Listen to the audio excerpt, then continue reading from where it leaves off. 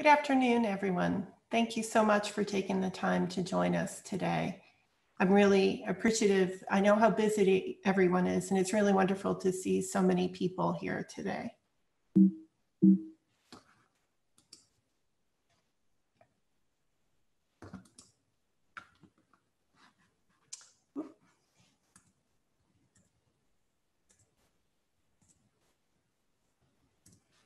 Okay, I want to first start out. This format is different than what we would normally do when we're in person. And given the remote nature of the presentation, there are a few housekeeping things that I want to just go over before we jump in. First of all, this session is being recorded, and the event materials will be shared with you via email and then posted on the college website tomorrow. And then this recording of the presentation will follow in about 10 business days after we have the closed captioning taken care of. You can find the State of the College materials at the URL that you can see on your screen right now, or by just going to the website and searching for it. One important component of the State of the College presentation every year is the introduction of new members of the faculty and staff to our CNS community. And unfortunately, we won't have the time to do that today, but I really encourage you all to go to the materials that are posted on the website, where we have a slide for all the new members of our community. And you can learn about them and what they're bringing with them to UMass and to CNS. So please visit that site when you have a chance. I also want to let you know that the chat window has been disabled. But if you have questions, please submit those through the Q&A window on the Zoom screen.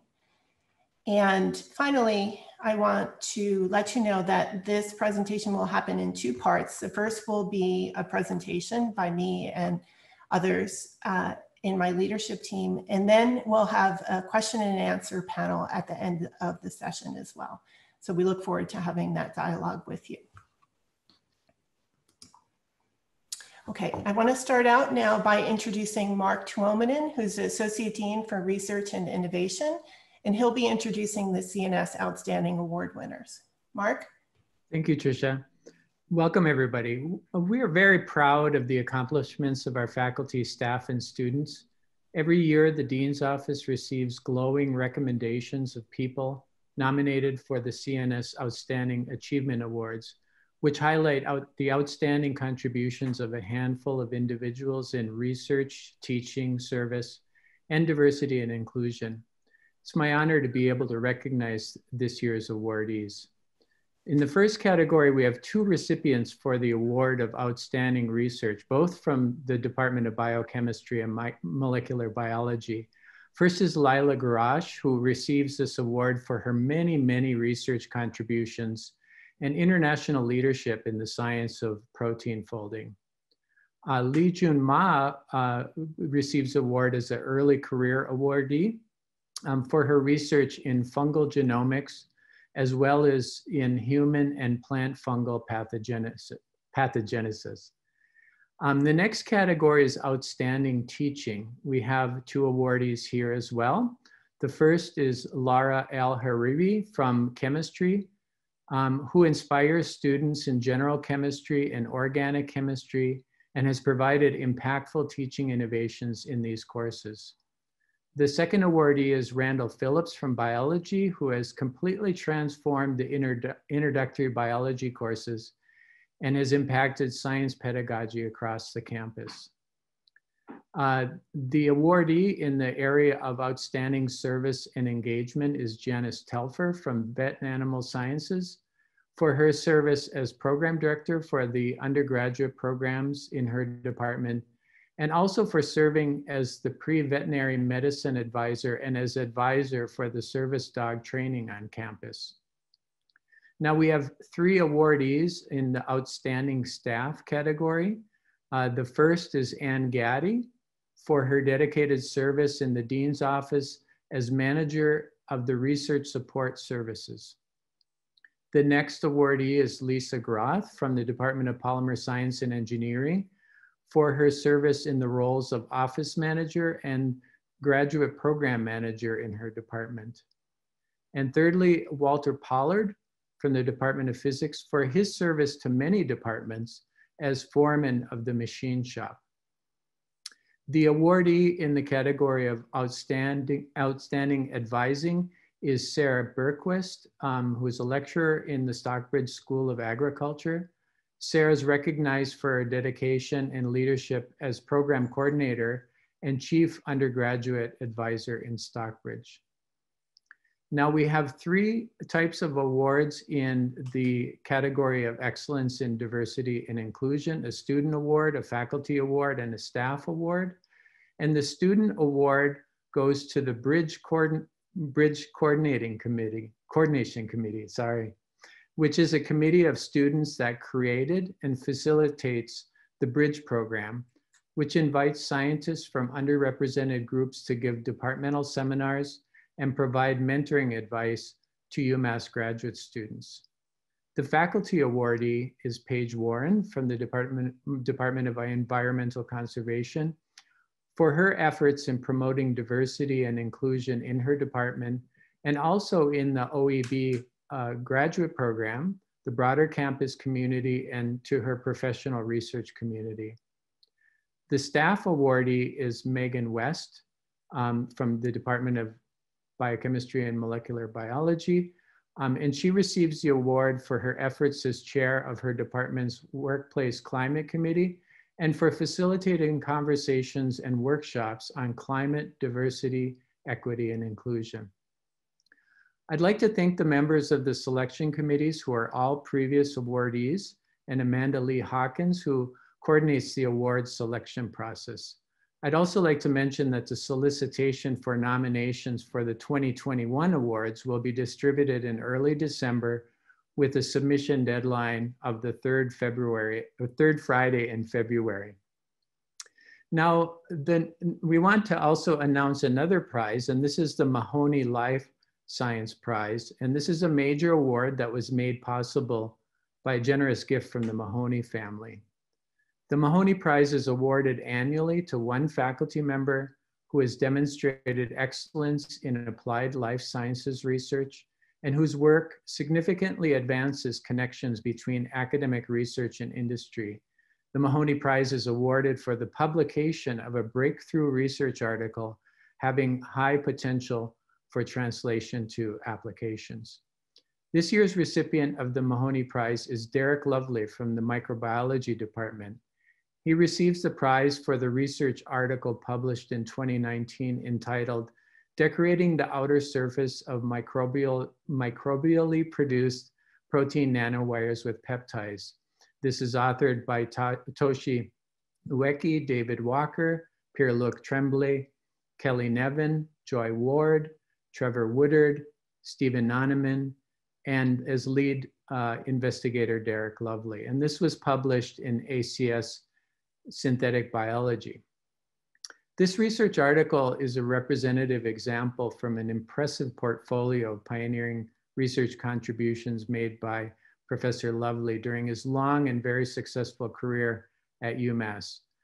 Derek just recently retired, but he remains very active in research.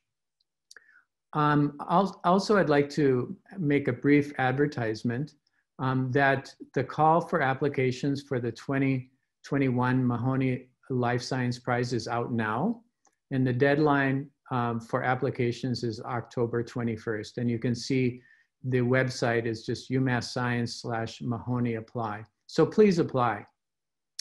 To finish up, I'd like to say we deeply appreciate the contributions of all of these awardees and look forward to new achievements in the coming year. With that, I'll turn the presentation back to Dean Tricia Serio. Thank you. Mark, thank you very much for sharing the award winners, and I add my congratulations to all. Your work is really inspiring and makes a difference for us in the college, and I thank you for your efforts. I want to start out my part of the presentation with a thank you. The CNS community as a whole has been amazing in navigating the challenges of the past 6 months and moving us forward in ways big and small. And this includes students, staff, postdocs, faculty, directors, department heads and chairs, associate deans. You've all been incredibly flexible and hardworking and creative and inspiring. And I thank you all for everything that you've done and continue to do. There are so many people that I'd like to recognize individually, but in the interest of time, I can't do that today. But I do want to the extent that I can over the next few minutes, highlight some examples of the amazing work that's happening all across the college. And I want to start out by talking about the transition that we underwent in our instructional activities. Between the spring and the fall semester, we've converted over 2,500 courses to fully online, including 700 labs. And this is a tremendous amount of work by faculty and staff and students engaging in these activities, including TAs. And I know this was no small feat, and what you've done is amazing. And I also want to thank all of you who are teaching in person this semester as well. The dedication to the success of our students is really inspiring to me, and I want you to know that I'm aware of everything you're doing, and I'm so proud of the effort that you've put in. I also want to highlight the senior celebrations that happened remotely in May. This was a tremendous amount of work by each and every one of the departments, and I especially want to thank Anastasia Ordonez, Jane Markarian, and the rest of the communications group in CNS who stayed up many, many late nights to get everything in place. I had the opportunity to interact with many of the events that departments put together, and it was a real tribute to our students for you to take the time to do that and to honor them in these most unusual of circumstances.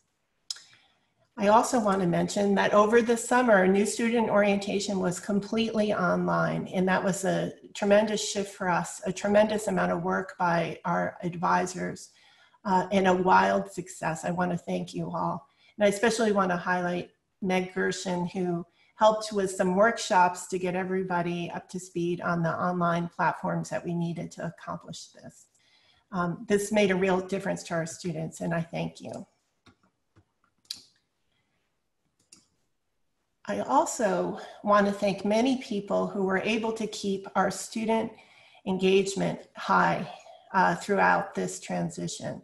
And there's some notable programs in the college that I want to recognize the leaders of, and also the faculty and staff who were able to transition these really high touch, important programs for our students into the remote format. This includes the Summer Scholars Program out of the Center for Agriculture, Food, and the Environment. I want to thank Bill Miller and everyone who's involved in that program. I also want to highlight our Lee Science Impact Program and the BioPioneers RAP, and thank Linda Zegenbein and all the faculty and staff who are associated with keeping those programs running for our students. And I also want to thank and highlight the Student Farm, who is having an amazing year. I want to thank Amanda Brown and the farm staff and all the students for the hard work. If you don't have a share, you're really missing out. They have been amazing this year. And I also want to thank all the other activities that have been transitioned to remote format during this crisis. 88% of our staff, 397 people, are working either fully or partially remote, and we're able to transition their work. And I also want to thank those staff who are coming to campus and working hard to keep essential activities moving on campus for us. This is a tremendously important service that you're providing, and we're deeply appreciative of everyone's efforts to be flexible. I also want to highlight all the work that's been done on the research side. In a very short period of time, we completely scaled back to only essential activities. And then in the intervening months have begun to ramp up those activities to about 60 or 70% now. This included filing 243 research and library operating plans, and in many cases, many versions of them. And I thank you for that effort and for doing such an excellent job of keeping all the people who are working in our research enterprise safe and productive. I also want to highlight the amazing work that CAFE has done in transitioning us during this difficult time. They've held 649 events remotely, and those have touched 9,600 participants from outside of our campus through their outreach efforts. And I want to highlight this picture here. Zachary and Jenna Rose are participating in the Walk Across America event with their goat and their dog. And this really keeps us connected to our constituents. And I'm incredibly grateful to everyone in CAFE for what they've done to make this happen. In addition to transitioning our normal work to the remote format and to continuing to advance our mission, many in CNS have taken this crisis and turned it into an opportunity to help and to learn. And I want to highlight a few examples of contributions that are specific to this pandemic. First, I want to recognize Andrea Pokar in physics, who with his colleagues designed a new ventilator and got it approved by the FDA and deployed into the field to help so many people. I want to recognize Lisa Minter and Barbara Osborne in Vet and Animal Sciences, who created a blog called Spiking the Spike to help people to understand the rapid discoveries that are happening around this pandemic. And I also want to mention Tricia Andrew, Jeannie Hardy, and Tai Manavan, who were awarded an NSF Rapid Award to develop a swab-based detection for COVID-19. Thank you all for your efforts. This is an amazing example of the innovation that defines who we are in CNS, and you're all making us proud by stepping into this crisis and helping us all. I want to, though, remind you, I think for me, the past 6 months, and I know for many of you, have been really dominated by this crisis, how our lives have changed by it, and how we have to react to it. But that doesn't diminish the amazing things that are happening in CNS as the course of our normal work and normal business. And I would be remiss if I didn't start out this next section by congratulating Daniela Calazetti, our professor and department head in astronomy, who was elected this past year to the National Academy of Sciences. Daniela, I congratulate you on this well-deserved recognition, and I really look forward to being able to celebrate you in person and properly once we get past all of this. But in the meantime, congratulations to you. It's an amazing accomplishment, and we're very proud to have you as part of the CNS community. I also want to highlight the amazing research that's happening in the college as the course of our normal work. And I've pulled out just a few examples to highlight the innovation that happens on a daily basis in CNS. Kristen DeAngelis in microbiology published a paper this year showing the impact of microbial diversity and drought on the ability of soil to sequester carbon. Baoshan Singh in Stockbridge published a paper talking about the accumulation of microplastics in land plants, an important environmental impact. Alice Chung in biochemistry and molecular biology published a really landmark paper identifying the molecular basis of the block to polyspermy in plants. Peggy Clouston in environmental conservation identified 2 new species of trees that can be used in cross-laminated timber. Linda Isbell in psychological and brain sciences published a paper about the triggers for and the impact of emotions in ER healthcare providers on patient outcomes. Very timely and important study. And Craig Albertson and Rolf Carlson published a paper understanding the signaling pathways that allow organisms to adjust their morphology in response to environmental cues. So as I said, there are many, many things going on in the college that are inspiring and innovative, and this is just a handful of them that I wanted to highlight as the course of our normal work going on that has continued during this pandemic, and I want to thank you for these amazing contributions. Now, I know the past 6 months have been difficult for all of us. We faced many challenges in CNS. These include budgetary stress. For the fiscal year that ended in June of this year, our budget was reduced by 1%, which corresponds to about $780,000. This year has been even more severe. Our budget reduction to date has been 8%, which is about $6.3 million for the college. These are devastating cuts that severely impact our ability to achieve our mission, and the work that you're doing is so important now more than ever. In addition to these budget cuts, our revenue flows for the pieces of the budget that we control have also been impacted by this crisis.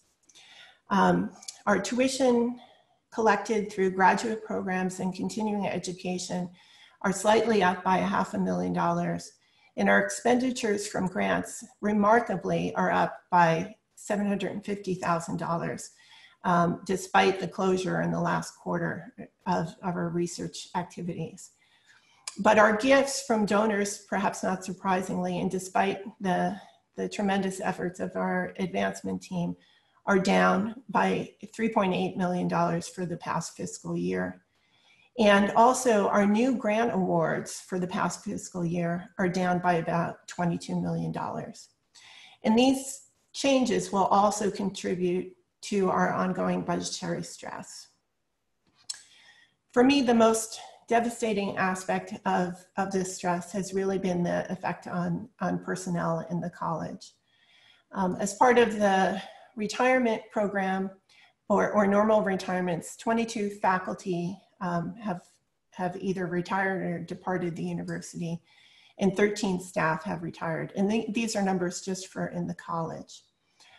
And most painfully, 10 staff have been placed on indefinite furlough, and 245 staff across the college will, in the coming months, be taking a 10-day furlough on top of a 5-day furlough that happened during the past during the past fiscal year. There's no other way to say this than I'm deeply saddened that we're in this position, and I really look forward to the day when we can move past this and the impacts on the staff and everyone else in the college. This is something that's been the most difficult for us to deal with, and for me personally to be able to accept under these conditions. I thank you for everything that you're doing. In the face of these challenges, I think there's a tendency for us to think about how to manage the difficult things that are immediately in front of us. And we've certainly been trying to do that. But I also have been trying to keep a focus on our future. And the decisions that we make now are really going to determine where we are when this pandemic is over and how we come out of that. So I urge you all to keep in mind this difficult time, that there is a future after this, and that we need to position ourselves to retain the strength and innovation and good work that we do moving forward. And as I've said many times before, this is really who we are. Students, faculty, scientists, postdocs, and staff working together to drive the mission of CNS to advance education, research, and impact on society. And although we're facing many challenges now, it is this core value and mission and passion that will really lead us into the future. So I want to spend the last few minutes that I have in this section of the presentation to talk about the ways in which the college is trying to support this work and partner with all of you in the college to position us for continued success.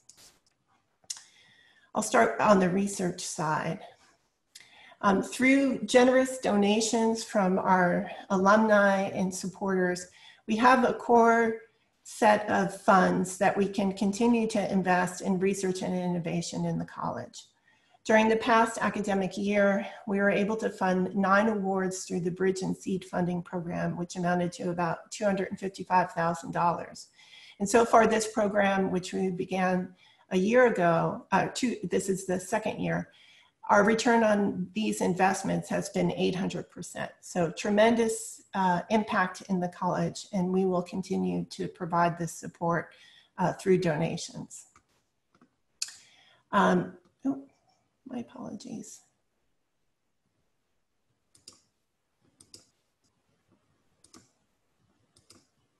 Okay. I also want to acknowledge the Manning Innovation Awards, again, donor-supported awards to move discoveries along the development pipeline for commercialization. We made 3 awards in the past year amounting to $300,000, and another set of awards is pending announcement soon. And through the generous donations of Paul Manning, we will continue to support this program. Also, through donations from our donors, we've had open workshops for grant writing, and we're now in a position to provide 6-month coaching on grant writing for 30 faculty across the college, and details will be coming forward soon to help support you in these efforts. I also want to acknowledge what's happening out in the departments. Reika Katsumata in Polymer Science and Engineering and her colleagues were awarded a mentoring grant from Advance to make connections to program officers. We're deeply appreciative of their efforts and the support from the Advance program. And I also want to highlight all the work that individual faculty are doing. For the period from March to August, the budgets submitted for grants out of CNS represent a 24% increase over awards that were submitted, applications that were submitted a year ago over the same period. Mark Twomanen, Mike Mueller, and I are also undertaking a deep dive on the research side through analytics to look at opportunities by department in comparison with our peers to identify new funding streams and agencies that could support our work. And we'll be sharing those with you. I also want to highlight a number of visioning events that have happened over the past year. 8 different groups have convened together to think about the future plan and help to identify next steps. These have included 100 faculty and ranged in areas from sustainability to advanced materials to AI, protein homeostasis and control, developmental science, neurobiology, nano-enabled agriculture and environmental research, and an integrated study of biological rhythms and sleep. This is really a bottom-up approach for the college. I really encourage you to participate in these visioning exercises. They help us to identify areas to link to faculty support and also to donors who are interested in different areas of the science that we do, and provide opportunity for us to support the good work that you're doing and to advance that. On the educational side, we've also been very active. Over the past 6 months, the college has offered 20 workshops that 125 faculty have participated in. And I want to thank April Bellafiore, our Director of Multimodal Education, and Karen Whalen-Berry, our Director of Faculty Development, and their teams for putting together these workshops. I also want to highlight the work that's going on in departments. In particular, one example is Caleb Brown and his colleagues in biology, who put together a number of workshops over the summer months to help bring faculty information about remote learning and to support one another. And I thank you both for those efforts. I also want to highlight a number of ongoing projects in the college using analytics to support student success. We've been working with a number of departments on drop, fail, and withdrawal rates in foundational STEM courses that are multi-section, and working with departments to develop plans for intervening in variability from section to section and to implement best practices in multi-section courses. We've also been working with departments to identify bottlenecks in majors that slow progression to degree, and we will begin to work on bottlenecks that cause our hot spots for students exiting from those majors. We're going to continue work that the GPDs have begun in the past year around identifying milestones in graduate programs for efficient and effective progression towards degree, and continue work with departments on curricular flexibility to support student internships. I also want to highlight a couple of faculty. Michelle Cook in Geosciences was awarded from the International Association for Geosciences, the Diversity and Inclusive Education and Research Award for the work that she does to make classrooms inclusive. And I also want to highlight Lynn McLansborough, who's a professor and the department head in food science, who was awarded a USDA grant in experiential learning through research and in internships. So together, again, these activities help support the success of our students. And finally, I want to highlight the work that is going on across the college to advance an inclusive climate and one that is diverse and equitable. Over the past year, even with the interruptions of COVID, I'm very proud of the work that we've done in this area. We've had, for the first time, held a staff professional development retreat, and we're planning another one this past summer, which was interrupted by COVID, and I hope that we can launch that either remotely or in person soon. We also expanded peer mentoring groups in the college to connect people together in a supportive way. We also promoted learning communities. We had facilitated conversations with graduate students in all the programs in the college and provided feedback to GPDs and department heads on those conversations. And we held anti-racism training over the summer months in which 250 members of the college participated. We also hosted with engineering and information and computer sciences, a Black and STEM panel, and have formed a Black faculty advisory panel to help guide our efforts moving forward. I want to really highlight the work of the climate advisory committees in each of the department schools and programs for the work that they do locally to advance our goals in diversity, equity, inclusion, and justice. The reports have just come in their activities for last year, and they are a tremendous resource for us. And I really encourage you to participate in their activities in the coming academic year. I want to highlight a few faculty and students in this area. First is Annie Raymond in the Department of Math and Stat.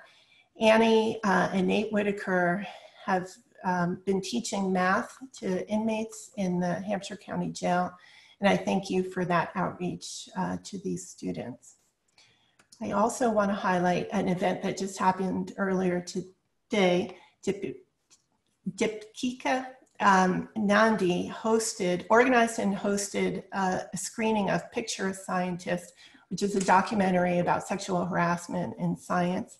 If you haven't watched it, I really encourage you to do so. We had a wonderful discussion of a panel over an hour today, and it was really very inspiring and insightful. And I thank Deepika for organizing that effort. I also want to highlight the work of UMass for Black Lives. A group of graduate students have in CNS, particularly from the interdepartmental graduate programs, have been very active in promoting goals for the college and the campus in the area of diversity, equity, and inclusion and justice. And our charge to the climate advisory committees this year has been informed by all of these discussions. And in the coming year, we're going to ask department schools and programs to focus in one of three areas, including recruiting a diverse CNS community, advancing inclusivity and retention, and promoting dialogue. So I'm immensely proud of all the work that everyone in the community has done around diversity, equity, inclusion, and justice. And I encourage you, if you haven't had the opportunity, to participate in these endeavors moving forward. So to wrap up this part of the presentation, I think that our greatest strength is the ability for us to come together to support the mission of the college. We each bring unique perspectives, and the places at which we intersect really highlight the excellence of the college. Today, I was able to present just a small snapshot of the innovation and discovery and passion and dedication of everyone in the college.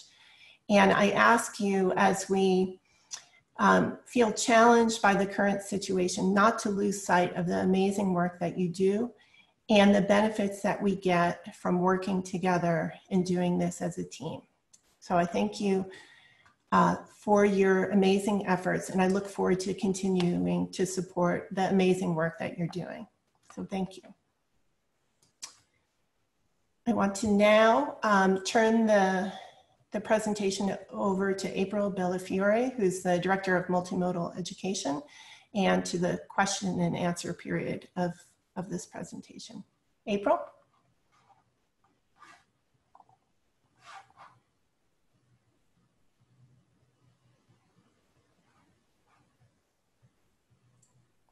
Thank you, Tricia. Just took me one quick moment to get my audio on. And we are moving into the Q&A portion of our session today. I just want to do a few housekeeping notes, and then I'll be stopping the slides, and we'll be asking the panelists to join us via video. The event materials will be shared, as we mentioned before, and you can find those materials at cns.umass.edu/state of the college. As you've seen, you can post questions in the Q&A window. We have disabled the chat, and the reason is for those of you that are teaching actively, you know how the chat can be in terms of a lot of discussion and conversation, and we just wanted to make sure that if questions were coming in via the Q&A that we could see them.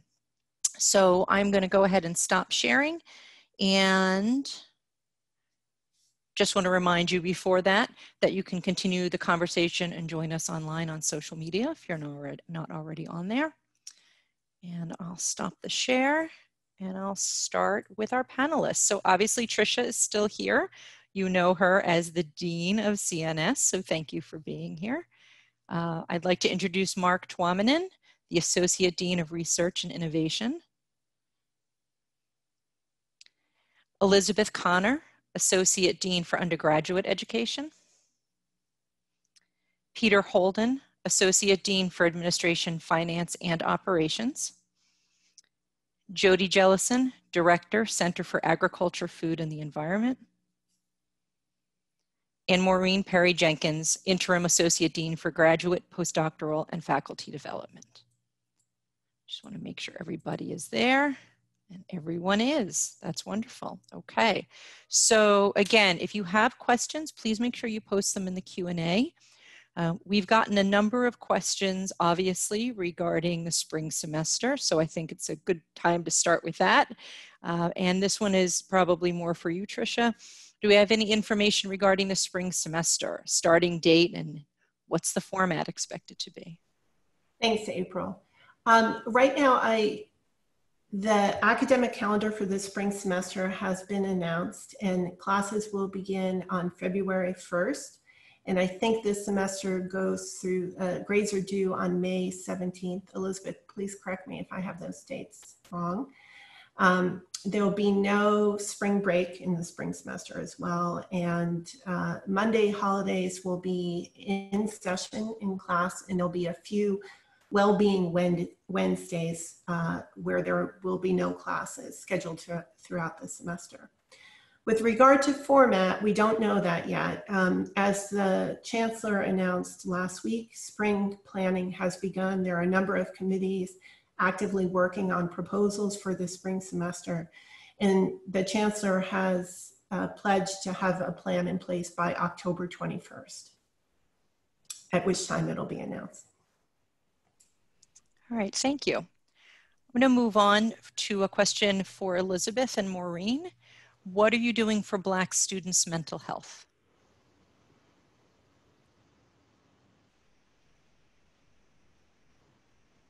Maureen, I can begin briefly.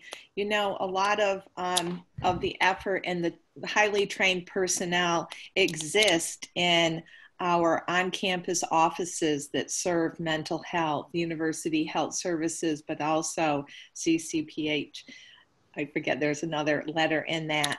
And so that resource is working extremely well this fall for all students, including our Black students, in terms of there's no backup. We've had previous semesters, there's been a difficult time with that. That has not been a problem this semester.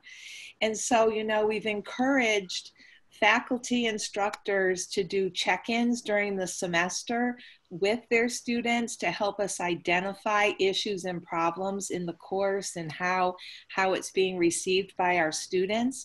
We've also had drop-in events where students can participate. The peer advisors in the college and in departments are reaching out to students. Linda Ziegenbein has taken this role on and is doing a very good job in it. And so those are the kind of things that are happening. Oh, also, we do have an academic alert program that our faculty are participating in, who are in the classroom, either remote or face-to-face, who are reporting students who are sort of going off our radar, so we can follow up, make contact with them, and identify issues where we can help. I'll turn it over to you, Maureen. Yeah. At the graduate level, I think there's a two-pronged approach. The first approach is affinity groups and trying to support students to just be with each other and get the support they need and come to me with the support they need. And those are being organized at the college level. But also, there's a huge shortage, as many of you probably know, in therapists of color in the country. So what has been, I've been working with a colleague of mine to get links for virtual therapy and virtual support with Black therapists. And I have links to 2 sites right now, and we'll be getting more. But I think the best course of action is for students to directly contact our office, and we can link you to those sites, but we'll also have them available on our webpage. And I'm also very open to talking to students about other ideas or other ways that we can offer support. Great, thank you. So we're going to move into a budget question now. We've actually gotten a number of questions on the budget. So I'll probably direct this to Peter and Tricia to join in. Tricia had spoken about how the CNS budget has been affected.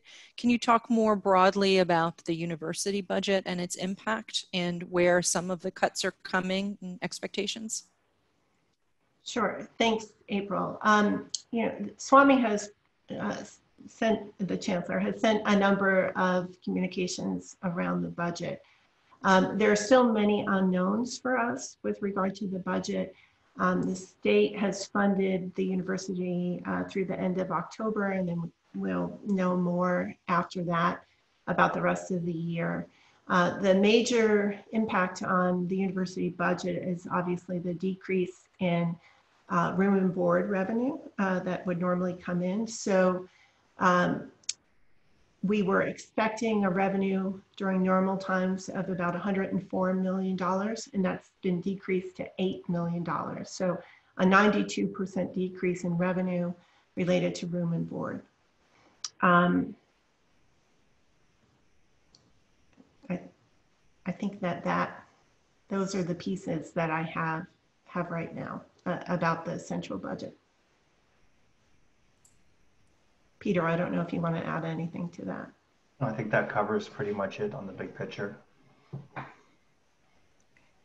One thing I guess I can say is the budget that was submitted for the university for fiscal year 21 had an operating margin of 1%. What that means is that the revenues, the difference between the revenues and expenses was 1%. When this crisis hit, the university was given the opportunity to spend those reserves, and that was the first pool of money that was taken to cover the deficit. So that's 1%. The revised budget that the university has put forward has an operating margin of minus 11.8%, to give you an idea. So that's a complete swing of 12.8% of the university's budget. I know there's been a lot of questions also about tuition revenue, that enrollments have held, but why are we saying that tuition revenue is down? And so maybe I can just touch on that before we move on to the next question. There's 2 reasons for that. The budget that was planned had an increase in the number of students, which wasn't realized. So that's one component. The other is that the budget that was planned projected a 2.5% increase in tuition, which wasn't implemented given this crisis. And so those two components together reduced the tuition revenue that was anticipated when the university budget was put together. And as you know, the expenses and revenues are related to each other. So that unrealized revenue impacts our ability to have expenses. So in relation to the budget, how will the graduate student recruitment be affected based on this current financial situation? I think that's a good question. And I don't have a solid answer for that yet. I think we need to look carefully. I'm concerned about students whose progression towards degree was delayed due to the ramp down of research in the labs, in the fields, and at the farms.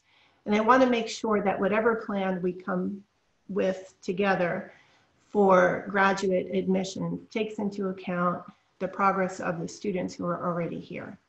And so we're working with departments and programs to have those discussions and to come up with a realistic plan for admissions for the fall of 21. So we have a sustainability question, and this is for either Tricia, Peter, or Jody. How is CNS supporting the college's net zero carbon plan for the future? You want me to start off? Start, yep. I would love to. I would first say we are extremely fortunate to be part of an organization of CNS where we have such a strong foundation and footprint in the campus's sustainability efforts, whether it's through academics, research, or our service commitments in SES, CAFE, ECO, and all our other departments. We have tremendous expertise, knowledge that are playing foundational roles in the university's efforts, our faculty, our staff, and our students. And that has placed us in an ability to really be a player in not only what we go forward for CNS, but what we do for the university as a whole. I can stress from my experience here at UMass and previous that this is a multifaceted approach of what we need to be doing to getting to our goals of carbon neutrality. And it's important to respect all efforts count, from small behavior aspects to major changes with regards to zero waste efforts and programs of emissions reductions. All make valuable contributions. And we as all as individuals have that ability to have that influence. Right now, the university, which CNS is participating in, is focusing on 3 major priorities for moving forward with initiatives on sustainability. They focus on emissions reductions, resiliency planning, and zero waste. And those are the focus right now, with the goal of a feasibility study to look at carbon neutrality by 2030 for the campus as a whole. And that report and study will hopefully be completed by the end of this calendar year. I will also like to put in one plug. Next Thursday, a week from today, it's on the university calendar. There is a carbon mitigation plan interactive webinar to inform community members of what's going on in these efforts.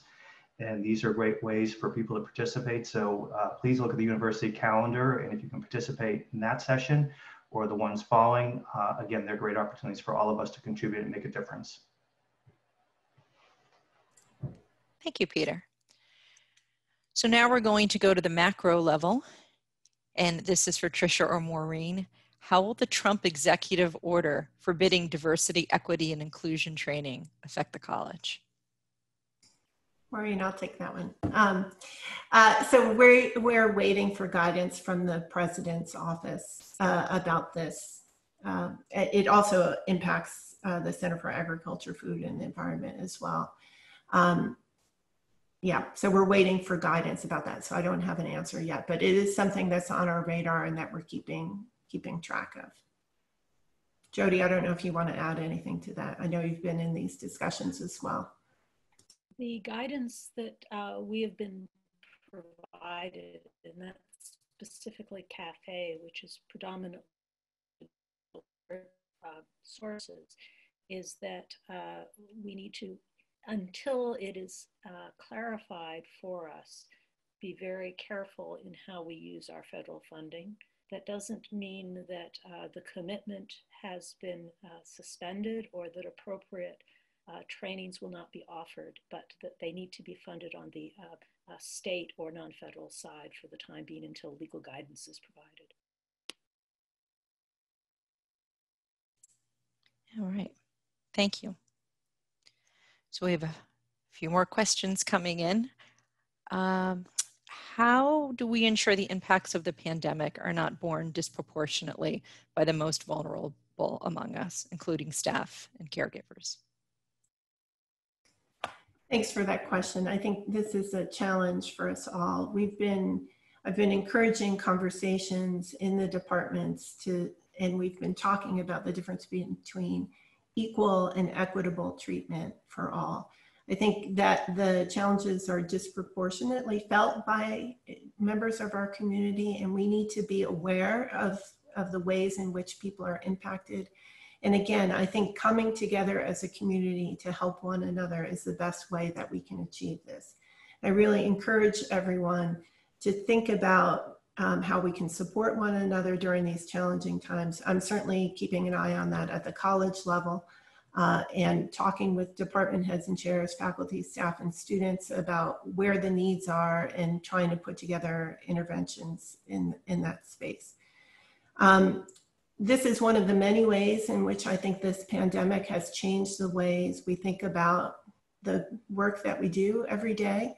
And I really encourage everyone to be mindful of this particular challenge and to work together.